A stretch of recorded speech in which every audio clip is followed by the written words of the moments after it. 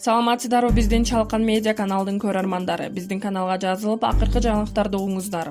МУРДАГЫ консул ЭРКИН Сопоков 28 январга чейин УКМКГА камалды. Кыргызстандын Стамбул шаарындагы МУРДАГы башкы консул ЭРКИН Сопоков УКМКнын убактылуу кармоочу жайына киргизилди. Бул тууралуу кечээ 30 ноябрда 1-май райондук сотунун басма сөз кызматы билдирди. Сотко чейинки өндүрүштүн алкагында Сопоковдун баш коргоо чарасы тандалып, 2020-жылдын 28 январына чейин калтырылды. Башкы прокуратура тарабынан Сопоковго карата төмөнкү беренелер боюнча сотко чейинки өндүрүш иши башталды. Жазык кодексиндеги 320 беренесинин 2-бөлүмү кызмат абалынан кыянаттык менен пайдалануу, 34 СС 2902 дипломатиялык номуру тагылган Land Rover Range Rover унаасын башка адамдарга, анын ичинде Саймаитиге берүү факты. Жазык кодексиндеги 323 берененин 2-бөлүмү мыйзамсыз баюу, Сопоковдун $200,000 акча каражатын алып мыйзамсыз баюу, 47 миллион сомго кыймылсыз мүлк алуу фактысы. Жазык кодексиндеги 320 берененин 2-бөлүмү кызмат абалынан кыянаттык менен пайдалануу. Сопоков жубайын чет өлкөдө иш сапары үчүн 30% төлөм алып, бирок жубайы иш сапарга барган эмес. Ал $31,000 чыгым келтирген. Кумтөрдө иштеген 2 кызматкер көчкү алдында калганы айтылууда. Кумтөр компаниясынын издөө иштери жүрүп жатканы айтылды. Бул факты боюнча учурда расмий билдирүү даярдалууда. Кумтөр ишканасында эмгектенген 2 кызматкер жер көчкү алдында калып дайынсыз болууда. Бул тууралуу укук коргоо органдарындагы ишенимдүү адам билдирди. Анын айтымында кызматкерлер бүгүн 1-декабрь күнү эртең мененки саат 5:00 бери жок болууда. Алар түнкү сменде иштеген. Кумтөр компаниясынан издөө иштери жүрүп жатканы айтылды. Бул факты боюнча учурда расмий билдирүү даярдалууда. Абылгазиев ачылышына барган фитнес-борбордон өрт чыкты. Ал кимге таандык? Өрт чыккан фитнес-борбор кимге таандык экени белгилүү болду. Анын ачылышына 1 ай мурда премьер-министр катышкан эле. Өрт чыккан машыгуучу жай Дасмия эс алуу борборунун фитнес залы болуп эсептелет. Бул тууралуу Спутник Кыргызстан агенттигинин кабарчысына жеринен билдиришти. Өрт кечээ 30 ноябрда саат 9:30 чамасында чыккан. Куткаруучулар өрттү 1,5 саатта толугу менен өчүрүшкөн. Кырсыктын келип чыгуу себеби такталып жатат. Юстиция министрлигиндеги маалыматка караганда фитнес-борборго туризм боюнча мамлекеттик агенттиктин МУРДАГЫ директору Турусбек Мамашев, Жогорку Кеңештин депутаты Айсулуу Мамашеванын атасы ыйлык кылат. 1 ай мурда фитнес-борбордун ачылышына премьер-министр Абылгазиев катышкан. Өкмөт башчынын кызыл тасманы кесип жаткан сүрөтү интернетке тарап, коомчулуктун сынына кабылган. Саймаитин өлтүргөн шектүүнүн бири Ошто туулган. Туркия расмий маалымат берди. Стамбулдагы мейманкалардын биринин кафесинде отурган жеринде киши колдолуп өлтүрүлгөн кытайлык ишкер ЭРКИН Саймаитин өлүмү боюнча Туркиянын башкы прокуратурасы алгачкы маалыматын берди. Бул тууралуу Кыргызстандын башкы прокуратурасынын расмий сайтына жарыяланды. Андагы маалыматка караганда Саймаитин өлүмүнө байланыштуу 4 киши кармалган. Өзүн Хусейн Ахметалиев деп тааныштырган шектүү 1991 жылы Ош шаарында туулганын, Кыргызстандын жараны экенин айткан. Нормахамат Арепхонов 1988 жылы туулганын жана ал да Кыргызстандын жараны экенин билдирген. Аты жөнүн Али Избек деп тааныштырган шектүү Сириялыкмын десе, дагы бир шектүү Абдуллах Энвер өзүн Өзбекстандын жараны катар тааныштырган. Башкы көзөмөл органы Туркия тарап кармалгандар өзүнүн тек жай тууралуу анык жана ачык маалыматты айтпай жатканын кабарлаганын билдирди. Алардын жанында өздүгүн тастыктаган документтери да жок болгон. Маалыматка караганда шектүүлөр Туркиянын чек арасын мыйзамсыз кесип өтүшкөнүн айтышкан. Учурда Туркия тараптагы алардын жарандыгын так аныктоо боюнча иштеп жатат. Башкы прокуратура кармалган 2 шектүү чын эле Кыргызстандын жараныбы деп аныктоо, тактоо иштерин жүргүзүү үчүн Туркиядан алынган маалыматтар улуттук коопсуздук боюнча мамлекеттик комитеттин башкы тергөө башкармалыгына берилгенин кошумчалады.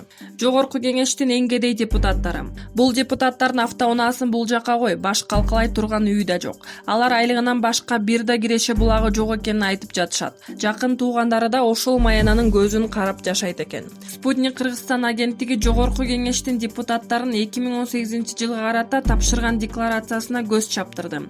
Анын арасынан итке минип жашаган эл өкүлдөрүн кездештирүүгө мүмкүн болду. Бул депутаттар бир да мал мүлккө ээлик кылбайт. Кызыгы жакын туугандарында эч кандай байлыгы жок. Мында эл өкүлдөрүнүн саны 14кө жетет. Белгилей кетсек, декларацияда жакын туугандары деп көрсөтүлгөн категорияга аялы же күйөөсү, жашы жете элек балдары кирет. Эгер камкордугун алса, бул тизмеге ата энеси, бир туугандары жана жашы жеткен балдары да кошулуп келет. Вице-спикер Аида Касмалиева бир жылда 673.431 сом иштеп тапкан. Мындан башка эч кандай киреше булагы жок. Жакын туугандары болсо бир дагы мүлккө ээлик кылбайт. КСДП фракциясынын депутаты Мухтарбек Айнакулов бир жылда 665.147 сом киреше чогулткан. Өзүнүн да жакын туугандарынын да автоунаасы да баш калкалоочу турак жайы да жок. Республикада журт фракциясы менен келип мандат алган Айбек Алтынбеков да жакыр депутаттардын катарын толуктайт. Анын жылдык кирешеси 672.992 сом түзөт. Айыл чарба багытында 7,5 гектар жери бар. Мындан башка бир дагы мал мүлкүн көрсөткөн эмес. Республикада журт фракциясынан депутат болуп келген Мирлан Женчороев да итке минип жашайт. Бир жылдык кирешеси 1.167.000 сом болгон менен эч кандай мал мүлкү жок. Жакын туугандары да киреше таппайт, мал мүлккө да ээлик кылбайт. Республикада журт фракциясынын дагы бир мүчөсү Адылжуну Суулунун депутаттык маянасынан башка оокат жайы жок. Жылдык кирешеси 676.671 сом. Өзү да жакын туугандары да эч нерсеге ээлик кылбайт. Республикада журт фракциясынын депутаты Аида Исмаилова да эч кандай байлык топтобогонун айтат. Декларацияда жылдык кирешеси 680.000 сом экени жазылган. Жакын туугандарынын киреше чыгашасы тууралуу маалымат көрсөтүлгөн эмес. КСДП фракциясынын депутаты Нодирбек Каримовдун үрүп чыгаар ити жок. Жылдык кирешеси 701.000 сом болгон. Мындан башка бир дагы мүлккө ээлик кылбайт. Жакын туугандарында да ушундай эле көрүнүш. КСДПчылардын бири Асель Кодуранова да жакын туугандарында да эч бир мал мүлккө ээлик кылбайт. Депутат маянадан чогулган 945.000 сомдук жылдык кирешеси менен гана жан багат. Ата мекен фракциясынан депутат болгон Наталья Никитенко да декларациясына байлык жыйнабаганын көрсөткөн. Бир жылда 822.000 сом иштеп тапкан. Жакын туугандары да өзү да мындан башка эч нерсеге ээлик кылбайт. МУРДАГЫ ички иштер министри, Республикада журт партиясынын тизмеси менен депутат болгон Зарылбек Рысалиев да итке минип жашайт.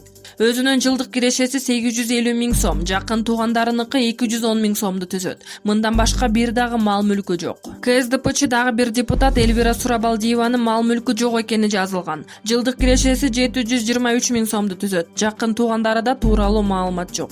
Жакында эле Спутник Кыргызстандын иликтөөсүнө чоң компаниянын негиздөөчүсү экени ачыкталган Кыргызстан фракциясынын мүчөсү Руслан Чойбеков да кедей депутаттардын катарын толуктайт. Бир жылда 373.000 сом тапкан. Жакын туугандары өзү да мал мүлккө ээлик кылбайт. Эске салсак, жазык кодексинин 323-беренесинин 1-бөлүгүнө ылайык мамлекеттик кызматкер декларациясында кайсы бир мүлкүн жашырса кылмыш катары саналат.